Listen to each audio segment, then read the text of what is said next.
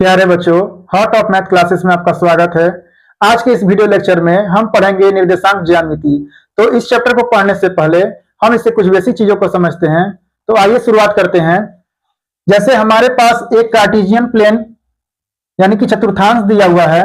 इस लाइन को कहते हैं बच्चों एक्स एक्सिस और इस लाइन को कहते हैं वाई एक्सिस। तो हमारे पास चतुर्थांश है, एक फर्स्ट चतुर्थांश, सेकेंड चतुर्थांश या थर्ड चतुर्थांश और फोर्थ चतुर्थांश। इसमें x की तरफ जो लाइन जाता है बच्चों अब पॉजिटिव होता है और x डैश की तरफ जो जाता है लाइन नेगेटिव होता है। इसमें y ऊपर की ओर जो जाता है वो पॉजिटिव होता है और y जो नीचे की ओर जाता है नेगेटिव होता है। तो हमें किसी बिंदु के निर्देशांक ज्ञात करने के लिए बच्चों हमें दो पॉइंट की जरूरत पड़ता है, एक x का और एक y का। जैसे हमारे पास कोई बिंदु यहाँ पर P है जिसका निर्देशांक 4 है और 5 है। तो 4 इस x का होता है बच्चों और जो 5 है वह y का होता है। x के निर्देशांक को बच्चों भुज कहते हैं और y का निर्देशांक कोटि कहलाता है। तो यदि हमें P4, 5 को इस ग्राफ पे दर्शाना होगा तो हम कैसे दर्शाएंगे? तो P का मान सबसे पहले कितना बच्चों? तो 4 और यह x का मान होता है। तो x लाइन में देखिए कि 4 कहां पे है, तो x लाइन में प्लस का 4 यहां पे है और y कितना है? 5। तो y देखिए ऊपर की ओर 5 है और 5 के सामने आएंगे 4। यहां पर देखिए यहां पर बिंदु जाएगा यहां पर कोई और इसे हम दर्शाएंगे P4, 5। 4 के सामने देखिए है और y के सामने 5। इसे हम डॉट डॉट रेखा द्वारा दर्शाते हैं।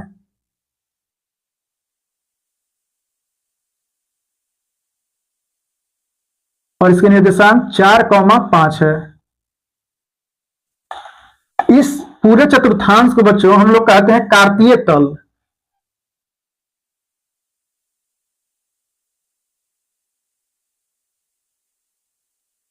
तो याद रखिएगा कि x का जो निर्देशांक होता है बच्चों वह भुज कहलाता है जबकि y का निर्देशांक कोटि कहलाता है। नोट कर लीजिए। अब हम समझते हैं बच्चों दूरी सूत्र क्या होता है। जैसे हमारे पास कोई बिंदु है P और इसके निर्देशांक x1 और y1 है और एक अन्य बिंदु है Q जिसके निर्देशांक x2 और y2 है। तो बिंदु P से लेकर बिंदु Q तक की जो दूरी होगा बच्चों वह किसके बराबर होगा? तो बिंदु P से लेकर बिंदु Q तक की दूरी यानी PQ बराबर होगा, फॉर्मूला याद रखिएगा कि under root x2 minus x1 का स्क्वायर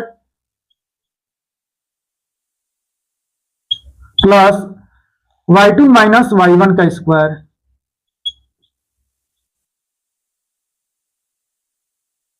आपको यह फॉर्मूला याद रखना है। इस फॉर्मूला को कहते हैं दूरी सूत्र।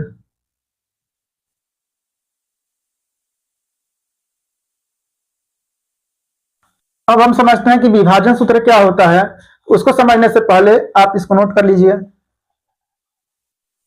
तो आगे समझते हैं बच्चों, जैसे हमारे पास कोई बिंदु A है,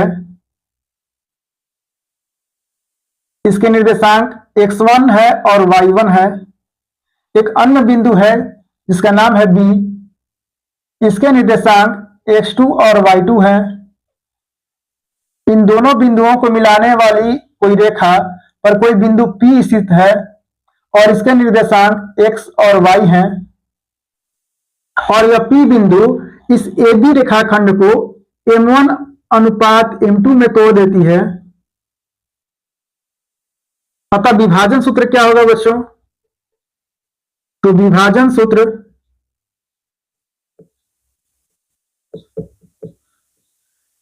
तो एक बार हम M1 का गुना इसमें करेंगे बच्चों और इस बार M2 का गुना इसमें करेंगे। तो विभाजन सूत्र द्वारा Pxy के निर्देशांक जो बनेंगे, एक बार x का निर्देशांक, तो x का निर्देशांक लिखने के लिए M1 का गुना करेंगे x2 में, तो M1 x2 हो जाएगा प्लस अब एक बार M2 का गुना करेंगे x1 में, तो M2 x1 डिवाइड बाई इसको जोड़ देते हैं बच्चों M1 प्लस M2। यह हमारे पास x का निर्देशांक निकला है। अब हम इसी प्रकार से y का निर्देशांक लिखेंगे। तो एक बार M1 का गुना करेंगे y2 में तो m1y2 plus m2y1 divide by m1 plus m2।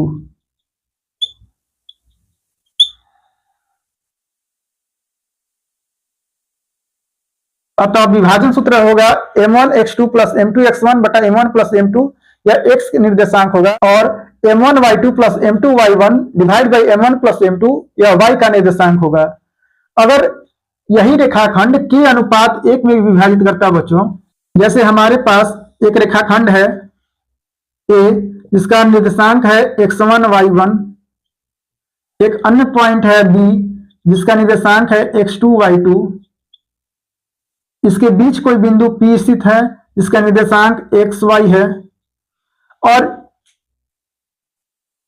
और जो P बिंदु है बच्चों वह m1 अनुपात m2 के जगह k अनुपात 1 के अनुपात में यदि विभाजित करें तो हम विभाजन सूत्र द्वारा क्या लगाएंगे, तो एक बार k का गुणा करेंगे x2 में और एक बार 1 का गुणा करेंगे इधर की ओर, यानी k x2 प्लस 1 का गुणा करेंगे x1 में तो x1 बाई k प्लस 1, और एक बार देखिए k का गुणा जब y2 में करेंगे तो k y2 प्लस 1 का गुणा जब करेंगे y1 में तो y1 divide by k plus 1। यह जो हमारे पास निकल के आया यह x और y का निर्देशांक है, यानी कि p xy बराबर, कुछ क्वेश्चन में क्या करता है बच्चों कि यह 1 अनुपात 1 के अनुपात में विभाजित करता है। यदि 1 अनुपात 1 में विभाजित करे तो क्या होगा, फॉर्मूला बनेगा हमारे पास, जैसे हमारे पास देखिए a है, इसके निर्देशांक x1 y1 है, यहां पर हमारे पास कोई बिंदु B है इसके निर्देशांक x2 y2 है, इसके बीच कोई बिंदु P है इसके निर्देशांक x और y है। यहां पर देखिए कि यदि यह बिंदु P इस दिए हुए रेखाखंड को 1 अनुपात 1 में विभाजित करें तो P xy के जो निर्देशांक बनेगा वह क्या होगा, तो एक बार 1 का गुणा करेंगे इधर की ओर और इस 1 का गुणा करेंगे इधर की ओर, यानी 1 का गुणा करेंगे तो x2 plus x1 divide by 1 plus 1 करेंगे तो कितना 2, और एक बार 1 का गुणा y2 में करेंगे तो y2 प्लस 1 का गुणा करेंगे इधर y1 में तो y1 बाई 2। अतः बिंदु xy के निर्देशांक x2 प्लस x1 बाई 2 और y2 प्लस y1 बाई 2, या हम ये भी कर सकते हैं कि बिंदु P xy के जो निर्देशांक हैं इसको हम आगे पीछे लिख सकते हैं बच्चों, तो x1 प्लस x2 बाई 2 और y1 प्लस y2 बाई 2 ही लिखा हुआ है।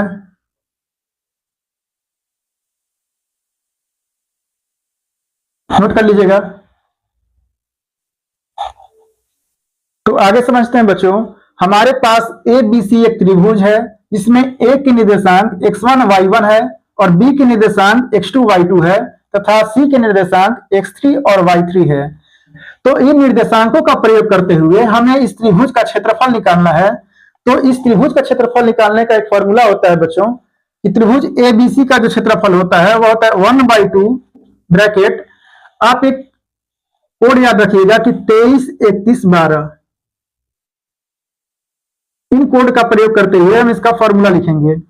तो सबसे पहले को क्या करना है, सबसे पहले आपको x लिखना है, ब्रैकेट लगाना है और यहां पर लिखना है y माइनस का y और ब्रैकेट बंद कर देना है, फिर प्लस का साइन लगाना है और यही क्रिया 3 बार लिखना है बच्चों।